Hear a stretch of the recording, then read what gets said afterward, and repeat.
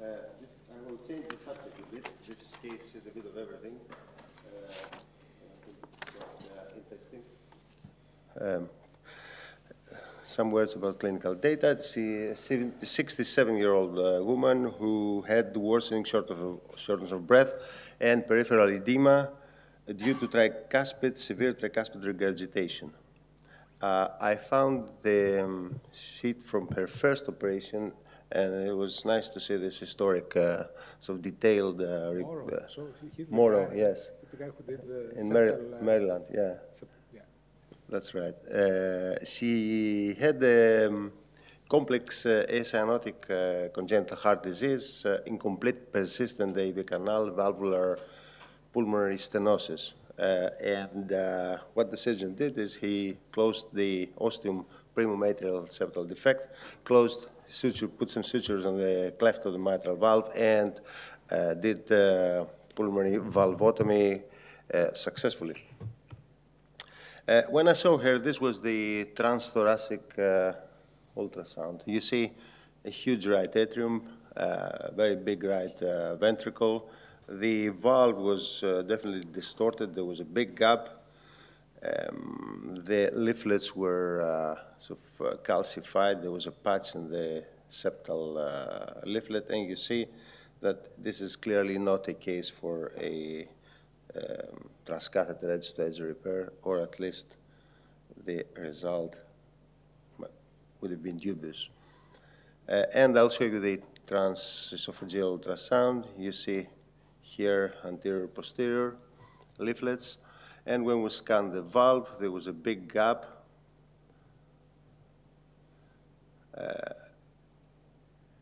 Take in mind that this patient was sedated here, so the tricuspid regurgitation was much more than what you see here. And a transgastric view where you see that the septal leaflet is very distorted, is small and retracted. And this is the mitral valve. Where?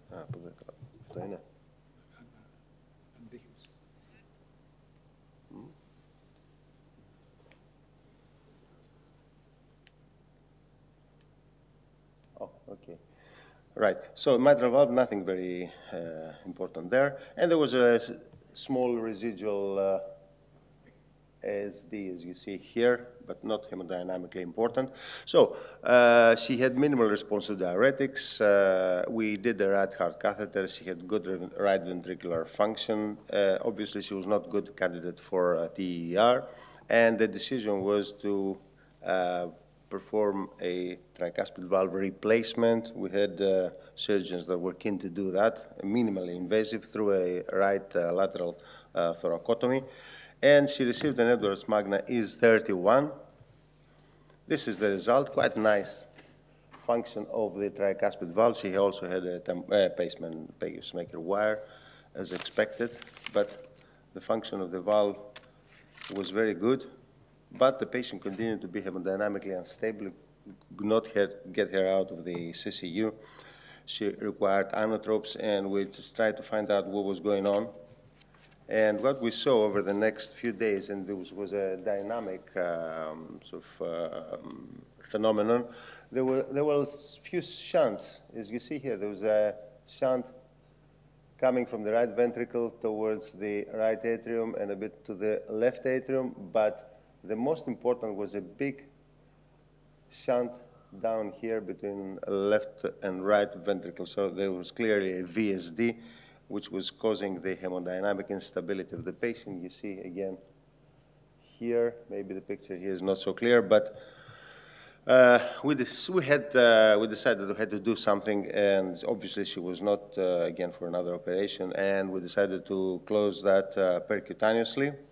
And we planned the procedure. We did a CT scan. The TO imaging was very difficult because of the valves and the shadowings, but on CT scan, we managed to measure the hole, and the hole was approximately 5 by 9 by 10.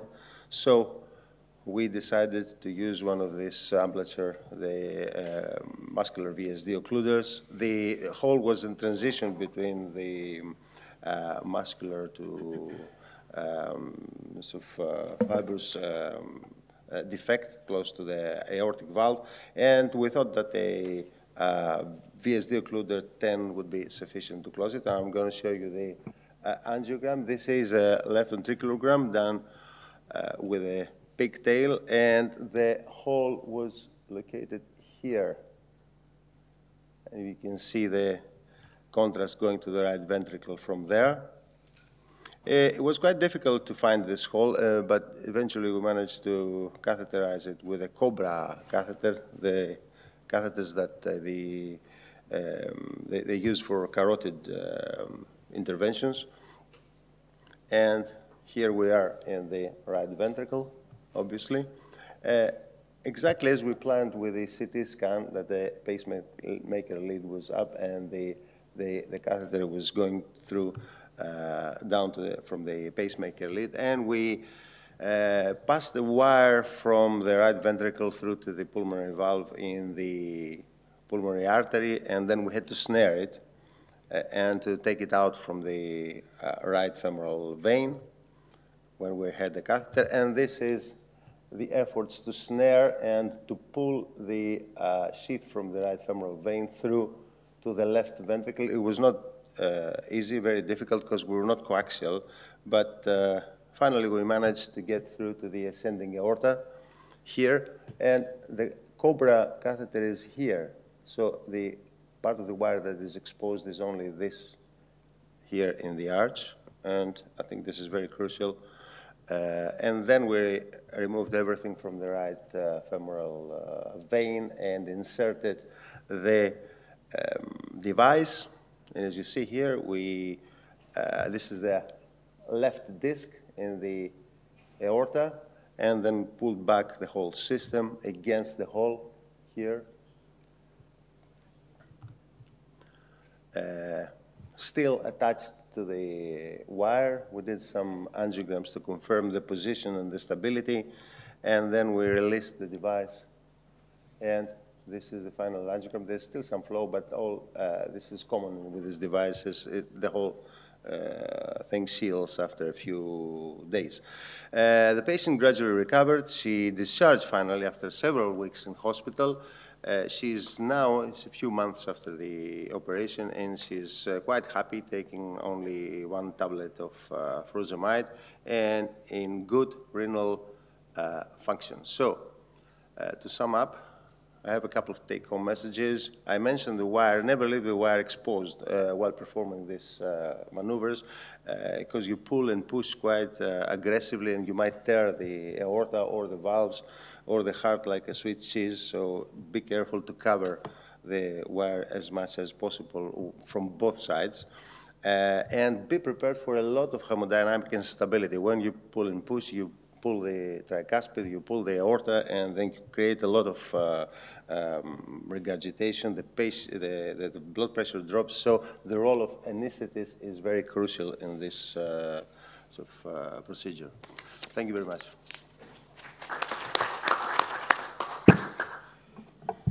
Congratulations. Very, very difficult. It was difficult. Case, very hard work. We had her few weeks in hospital, and we just thinking what to do, really. And finally we decided to do it. So the reason that you advanced the sheath to the aorta, to the ascending aorta, was to protect the wire? No, you have to do it from the right side, yeah. the closure. You can never be able to do it from the left, because you're not, as you go down, there's no possibility that you can turn, that you're not coaxial, and it's going to, the device will not sort of centralize normally. So you have to go to the aorta from the right side. You have to catch the wire in the smallest possible area, which is the pulmonary artery. Otherwise, there's a lot of space and everything moves. So you leave the wire somewhere when you can catch it with a snare. And then when you pull the wire, you push the catheter from the left side in order to cover it. You don't want exposed wire. And then after you externalize the wire, then you are able to advance the delivery catheter. Yeah, and your first disc has to be deployed in the higher pressure cavity, Yeah, right? you deploy it high and then you pull back. Yes, just to be sure that you're really on the left side. Also and leave it to centralize.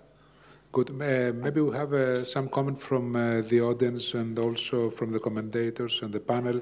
Dr. Spilias, can you hear us? Do you have a comment on the case? Yes, hello from Miami. That was a great case, very complex case. Honestly, I haven't seen this type of percutaneous VSD closure before. I haven't been part of it, but we've closed maybe a couple of like post MI VSDs that are usually more distal into the ventricle, mid to distal. That was a great case from beginning to the end. And one question I had, was it way more challenging to cross that VSD based on the location compared to a more like, mid to distal VSD? Well, VSDs are always difficult to cross, but in this case, I think there was the problems with the previous operation. There were calcified patches there, and there was the second valve, which was quite bulky, and the position, which was close to the aortic valve, so you have to go down and turn immediately to the right. So all this made the crossing quite difficult, yes. And also to advance the catheter from the right side. This is also quite... Great case, congratulations, great case. A lot of time. I think, Dr. Spilias, it was a great journey for this lady from 1973. Sorry. I think it was a great journey, Dr. Spilias, for this lady from 1973. Yes. Right. And from the United States too. It still continues. And it was a very detailed surgical report, which you don't see these days. All the sutures and everything was. Not anymore. So this was really learnful. So maybe you should have next year's prize this year. Okay. Yeah. So good. So thank you, Nikos. You can stay here. Okay. So the next case will be.